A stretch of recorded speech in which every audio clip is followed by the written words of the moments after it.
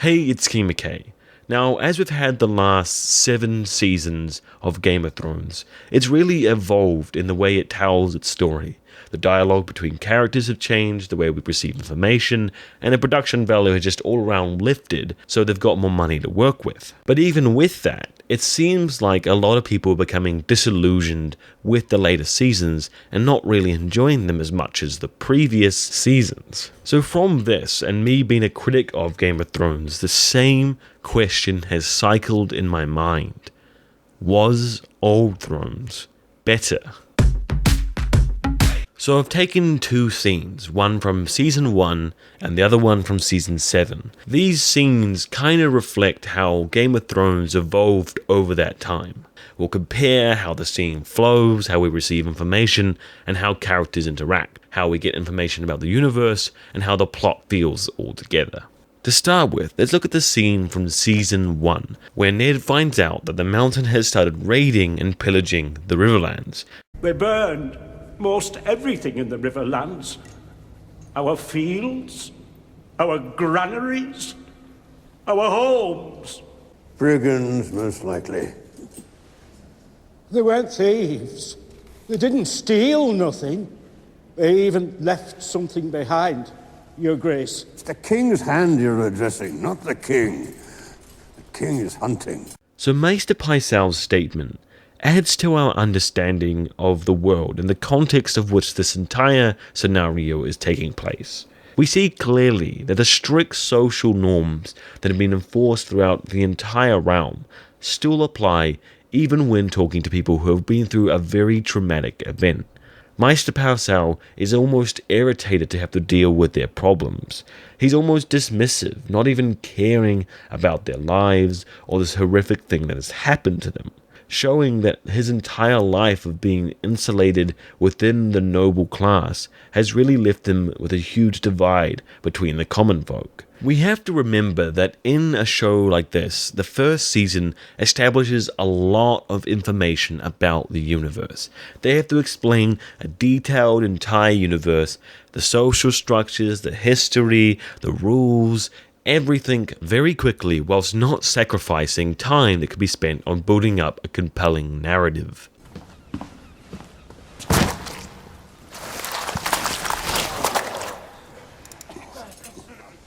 Fish, the sigil of House Tully. Isn't that your wife's house? Tully, my Lord Hand. In the first season, we see a lot of Peter Baelish being used as live commentary. With the plot of Game of Thrones being as vast and crazy as it is, it's very difficult for very early viewers who are invested in the book series previously to stay at pace with all the information they're getting. This is where they use several different techniques through characters like Varys and Peter Baelish to try and keep them at the pace the show is going, defining characters and their ties to each other and reminding us of their names because they have a huge cast. But it's not just direct information in our face. He's clearly doing it in a way that's kind of goading Ned and kind of enforcing the impact, making sure he comes to the right conclusions. So it seems like a part of his character and his behavior, so it fits in nicely. The one who was leading them, taller by a foot than any man I've ever met, saw him cut the blacksmith in 2.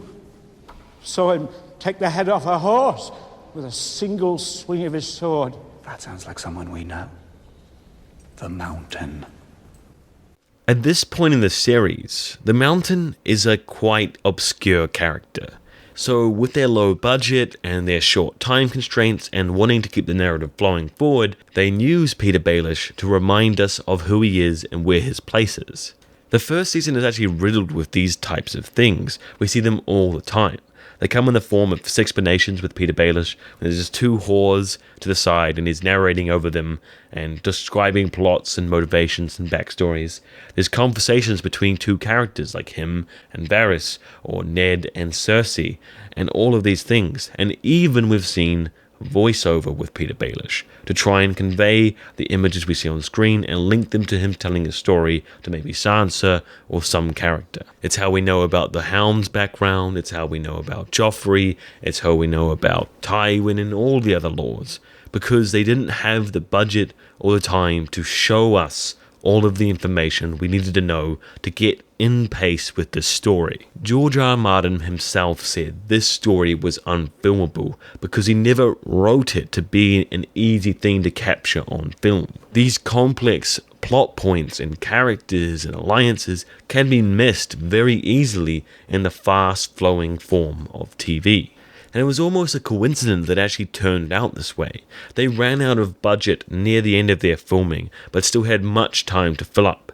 So they filled it with quite cheap scenes where two actors would just talk to each other and fill in narrative points. And this really helped people get into the story. So a combination of this kind of charming, low budget, very tricky way of presenting information to us really worked in their favor to help this story actually become a show in the first place. If the Lannisters were to order attacks on villages under the King's protection, it would be... That would be almost as brazen as attacking the hand of the king in the streets of the capital. Subtlety wasn't really a factor in these first seasons. They just really wanted to get that information across. Watching these scenes again makes it so obvious that Peter Baelish is trying to inflame the tensions between the Starks and the Lannister. The way he says it, the public setting, everything, forcing Ned to take an action by putting him in this situation where he's weak, where he's backing down if he doesn't step up now.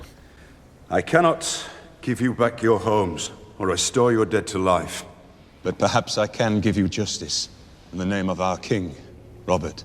And here we begin to see how having real stakes that are undefined as a mystery is still unfolding makes these scenes more powerful. We can have decisions that surprise us but don't seem nonsensical. Every action has a real lasting effect on the whole story and not just one character or one region. I hate to mention it, but I'm going to draw a comparison to the Dawn plot, and how that area was so self-contained.